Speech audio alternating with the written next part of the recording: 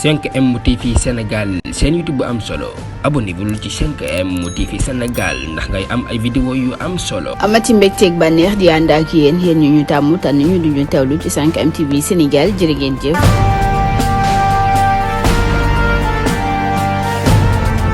suñu mbokk internet yu 5M TV Sénégal nuyu nañ leen jaajëfal leen bu baax a baax ci ànd bi ngeen di ànd ak seen chaîne bi ñu àddu rek ci xibaar yi les journaliste bi di Madiambal Diagne moom sax nag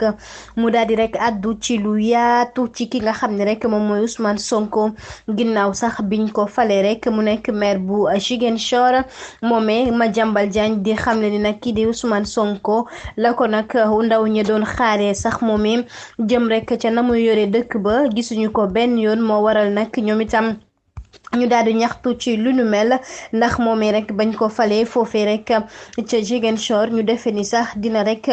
daal di tani ñi nga xam ne ñoom ñoo ko fa jiitu woon moomee nag defu ca lenn ñu daal di ko fal rek ci ñaar fukki fan ak ñett ci weeru janvier atum 2022 ci nag 56,31% ci bannière coalition Yewwi Askan Wi ñu daal di koy installé rek daal di koy dalal ci fukki fan ci weeru février atum 2022 mu mel ni sax benn at rek la daal di jël lile di fonction waaye gis nañu bilan ba nga xam ne rek moom la fa présenté doyul benn askan wi dafa mel ni sax lu gën a delloo réew dëkk bile di Ziguinchor ginnaaw loole nag la ñu gis jëm rek ca promesse maanaam dige ya nga xam ne Ousmane Sonko dige woon na ko askanu Ziguinchor bile mu mel ni sax ab trahison la nag bi daal di def foofee ca dëkk ba jëm ca na muy doxalee mu mel ni itam ci wàllu éducation bi lañ doon xaar rawatina nag ndaw ñi nga xam ne ñoo jàngee sa université ba loolu yëpp gisaguñu ko waaye itam jëm ca wàllu santé bi paj mi loolu yëpp ñu gis ni rek fi mu nekk nii nag loolee dañuy xalaat rek ñoom ndegam sax lañu taxoon ñu fal ko dinañ ko daal di gis ci moom ndax maire bi lee foofu rek la daal di battre campagne fañ ko defee ca dëkk ba ñu gis ne nag population bi ñoom ñëpp dañ ko jox nag bopp jëm rek ca la mu doon wax ak la mu doon def ñu jàpp ni sax kon foofee rek bu faloo dina leen gestu wala sax mu lijjanti leen waaye mu mel ni sax fi mu nekk nii nag da leen xoolul benn yoon ndax ñu ngay wax ni kii di Ousmane Sonko lañ koy gis sax barewul moo waral nag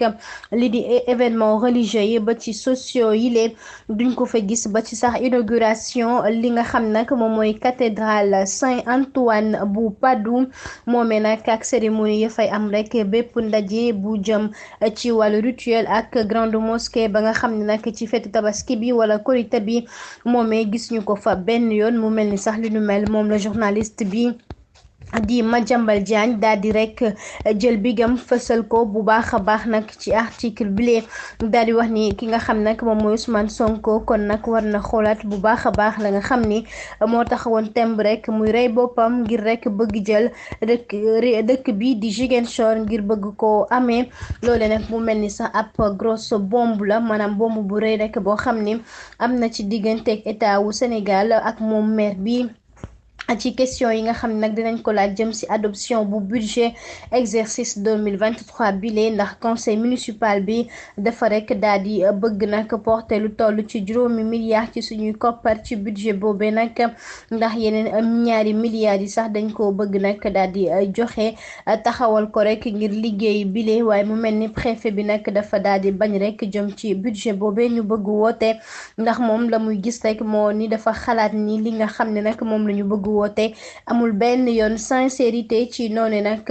fi mu nekk nii lan moo war a rek mu indi kóolute mairie bi war na taxaw nag daal di lever fonds yi opération ak souscription populaire yi nga xam ne nag war na am foofee nag ca équipe municipale bi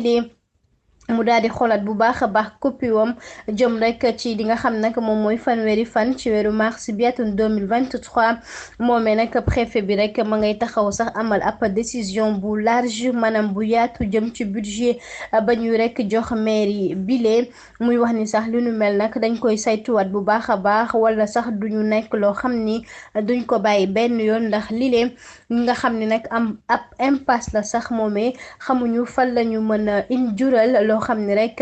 kenn dootu ko mën a dindiwaat wala kenn dootu ko mën a lijjanti mu nekk loo xam ne rek ab jafe-jafe lay daal di indi mu mel ni li nu mel nag kile di journaliste bi di Madiambal Diagne moo ko daal di fësal.